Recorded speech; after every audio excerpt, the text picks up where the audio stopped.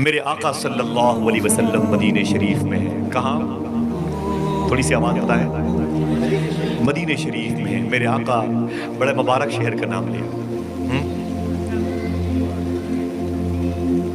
میرے آقا مدینہ شریف میں. اچانک دوپہر میں میرے آقا تنہا نکلے مدینہ شریف میں، اور کھجوروں کے باغ سے ہوتے ہوئے ادھر نکلے جدھر تھوڑے سے فاصلے پر ایک قافلہ رکا ہوا تھا مدینہ شریف میں. اور اس قافلے کے جتنے لوگ تھے، جتنے ورکرز تھے، وہ سب اپنے اپنے خیمے میں تمبو کنات لگا کے اس میں آرام کر رہے تھے. دوپہر کا وقت تھا، گرمی اپنی شان کے مطابق، اور ان کی سواریاں باہر ترتیب میں بندھی ہوئی تھی. ان کی جو سواریاں تھیں وہ ترتیب میں بندھی ہوئی تھی. میرے آقا جب تشریف لے گئے تو وہاں کوئی نظر نہیں آیا. ان سواریوں میں ایک لال رنگ کا گھوڑا تھا، لال رنگ کا. وہ حضور کو پسند آ گیا.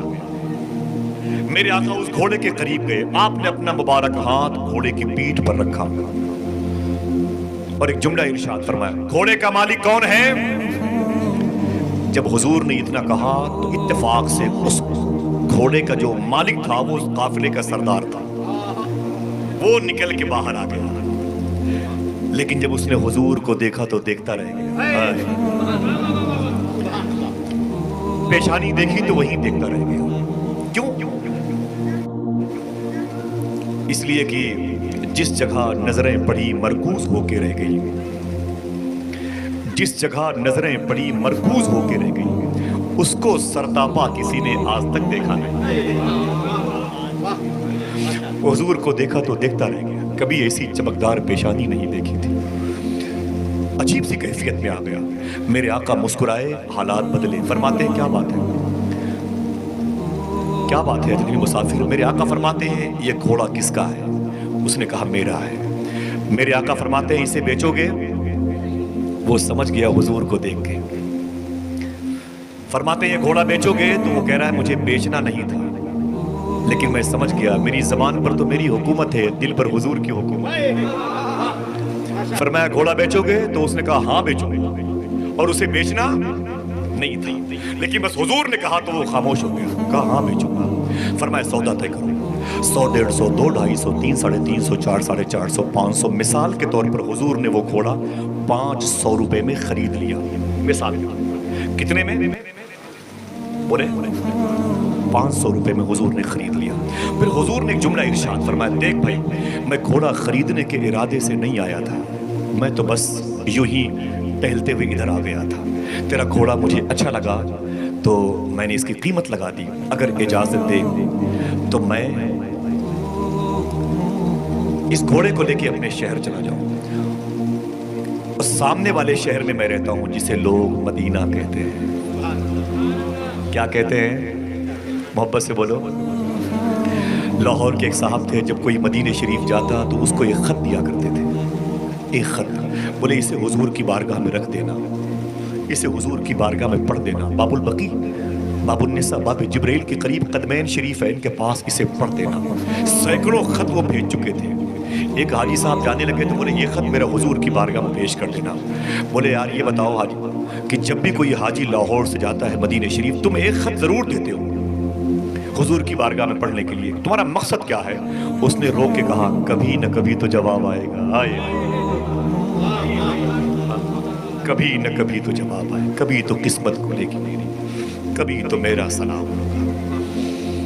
حضور کی طرف لو لگائیں، کبھی تو حضور کرم فرمائیں گے انشاءاللہ. سمجھے میری بات؟ میرے آقا فرماتے ہیں سامنے والے شہر میں رہتا ہوں جسے لوگ اونچی بولیں، جسے لوگ وارث پاک سرکار مدینہ شریف میں تھے.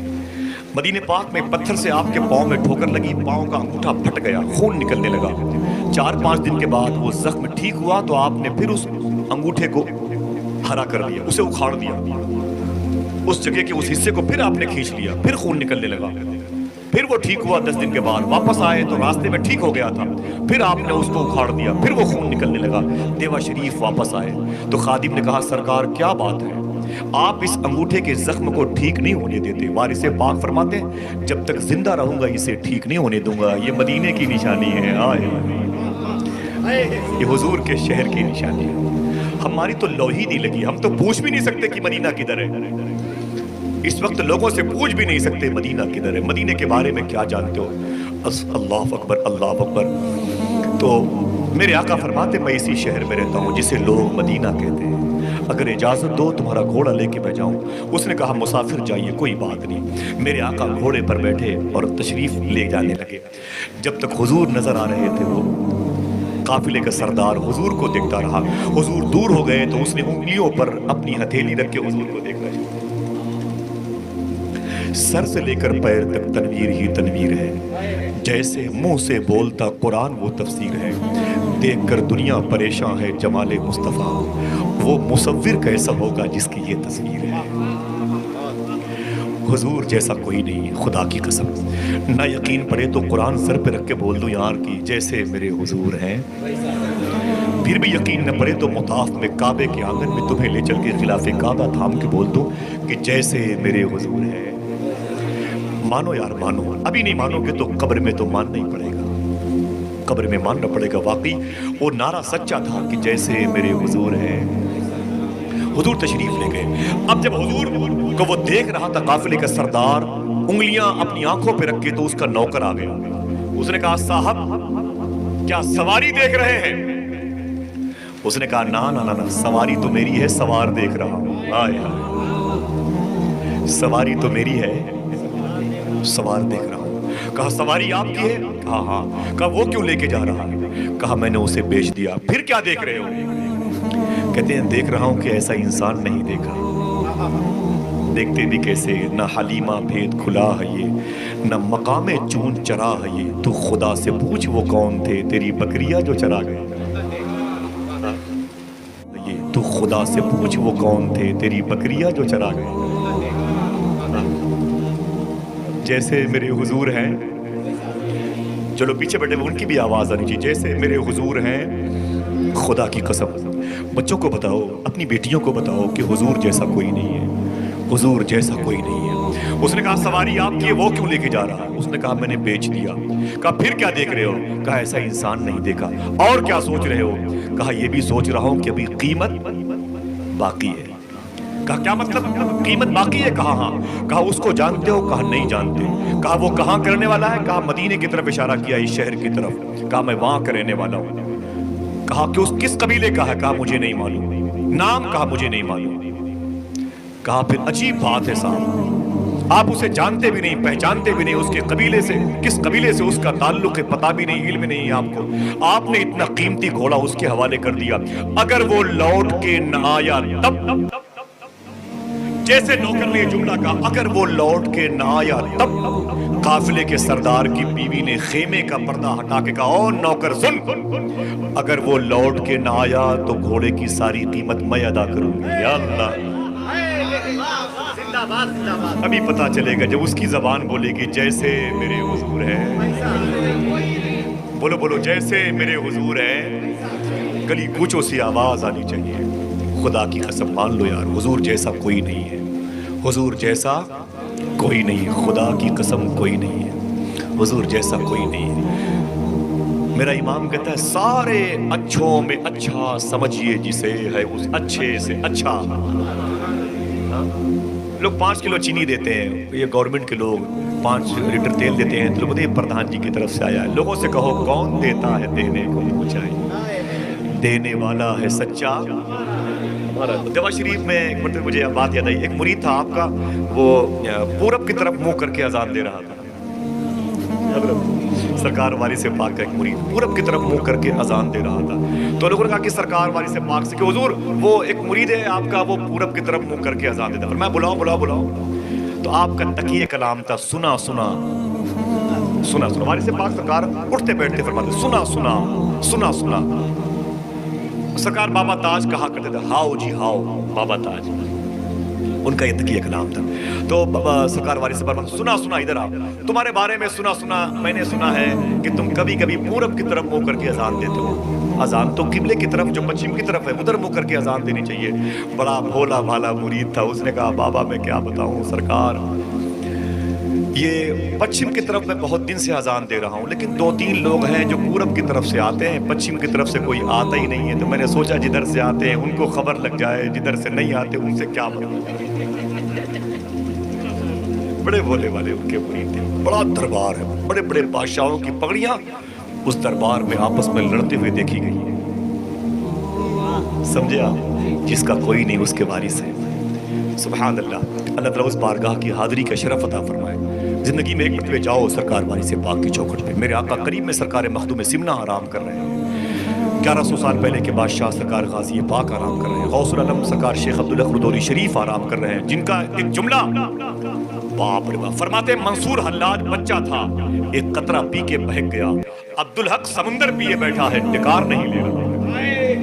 इतने बड़े बुजुर्ग हैं शेख अब्दुल हक रुदौली शरीफ में। सुने, बात चल रही है जैसे मेरे हुजूर है।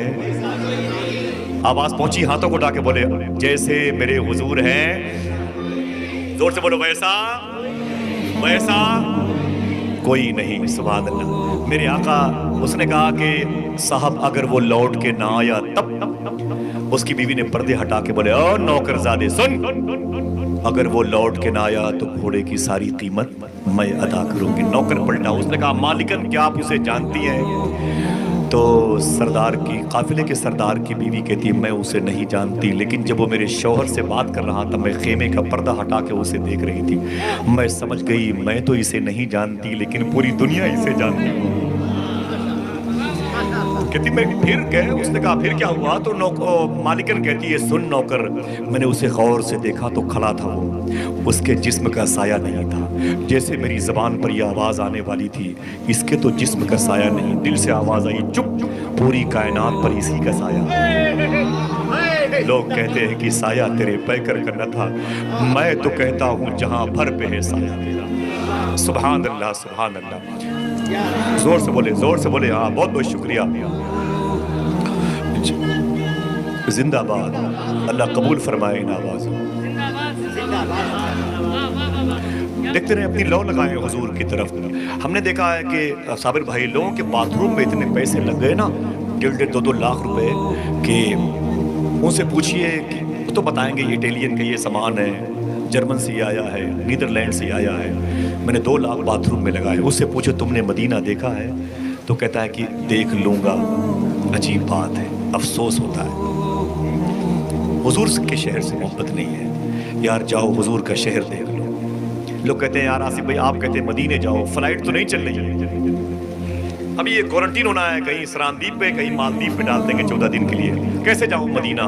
तो मैंने कहा फिर वो तलब पैदा करो कि वो खुद आ जाए। दरे हुजूर पे एक रोज जाना चाहता हूँ, बिगड़ गया है मुकद्दर बनाना चाहता हूँ, बहुत दिनों से तड़पती हैं हसरतें मेरी, हुजूर आपको घर में बुलाना चाहता हूँ। डॉक्टर साहब एक शेर पढ़ता हूँ, मेरे मिजाज में शामिल नहीं मेरे आका, मेरे मिजाज में शामिल नहीं मेरे आका, तुम्हारे नाज मगर मैं उठाना चाहता हूँ। मेरे मिजाज में शामिल नहीं मेरे आका, तुम्हारे नाज मगर मैं उठाना चाहता हूँ, बहुत दिनों से तड़पती हैं हसरतें मेरी, हुजूर आपको घर में बुलाना चाहता हूँ। आखिरी शेर पढ़ता हूँ, उनके कदमों में अपनी टोपी रख करके, मैं कम सुखन हूँ, नहीं बोलने का शौक मुझे, नबी के जिक्र का लेकिन बहाना चाहता हूँ। मैं कम सुखन हूँ, नहीं बोलने का शौक मुझे, नबी के जिक्र का जैसे मेरे हुजूर है। खामोश तो नहीं हुए आप? उसने कहा जब वो खड़ा था तो मैंने गौर से देखा तो उसके जिस्म का साया नहीं था, मेरे दिल से आवाज आई पूरी कायनात पर इसी का साया। ये बातें हो ही रही थी, मालिकन की नौकर से, नौकर की मालिक से हो रही थी। अचानक हुजूर के 2 गुलाम आ गए। कितने ऊंची बोले? कम से कम 2 लोग तो बोले। हुजूर के 2 गुलाम आ गए। कहा हो भाई, अभी अभी मेरे आका जो सवारी लेके गए हैं, घोड़ा खरीद के गए हैं, उसका मालिक कौन है? अपने पैसे ले ले, मेरे नबी ने भिजवाए। Open your Angel One account in 3 quick and easy steps. Enter your mobile number and verify using OTP. अपने पैसे ले ले, मेरे नबी ने भिजवाए, मेरे नबी ने भिजवाए। हुजूर फरमाते हैं कि हुजूर मेरे आका ने भिजवाए हैं। हुजूर के गुलामों ने कहा मेरे आका ने भिजवाए। किसके घोड़े थे? तो काफिले के सरदार ने कहा यहाँ आओ, यहाँ आओ, करीब आओ। जब करीब आए हुजूर के गुलाम, तो उसने कहा ये बताओ वो कौन था? जुमला सुनिएगा, फहमो इदराक के मालिक बैठे हुए। उसने कहा ये बताओ वो कौन था? जो घोड़े के साथ साथ मेरा दिल भी ले गया है। हाय हाय, जो घोड़े के साथ साथ मेरा दिल भी ले गया है। ओफो, सर से लेकर पैर तक तनवीर ही तनवीर है, जैसे मुंह से बोलता कुरान वो तफसीर है। देख कर दुनिया परेशान है जमाले मुस्तफ़ा, वो मुसव्विर कैसा होगा जिसकी ये तस्वीर है। कहा ये बताओ वो कौन था? तो हुजूर के गुलामों ने कहा जो आया था वो मेरा आका, अल्लाह का रसूल, अल्लाह का नबी। तुमने उन्हें कब देखा? तुमने उन्हें कब देखा? तो काफिले का सरदार कहता है कि मैं अपने खेमे में था, अपने कमरे में था। ये जो तंबू कनात वाले लोग थे, मैं उसमें सो लेटा हुआ था और पूरे काफिले के लोग अपने अपने खेमे में थे। अचानक उसकी आवाज आई, ये घोड़े का मालिक कौन है? तो मैं फट से बाहर निकल के आ गया, उसकी आवाज सुन के आ गया। हुजूर के गुलामों ने कहा इसमें कौन सी ताज्जुब की बात है, जो आया था उसकी आवाज सुन के डूबा हुआ सूरज निकल आ गया।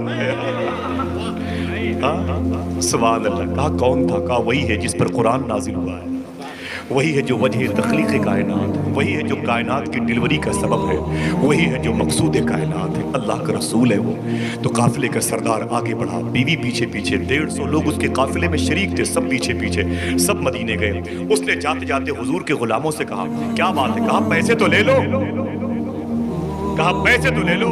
उसने कहा ये पैसा बाद में लूंगा, पहले उसका मजहब कबूल करना चाहता हूँ। हाय हाय, सबने हुजूर की बारगाह में अपनी अपनी पगड़ियां उतार के रख दी, ये कहते हुए नजर आए कि आपका जब चेहरा इतना खूबसूरत है तो आपका मजहब कितना खूबसूरत होगा।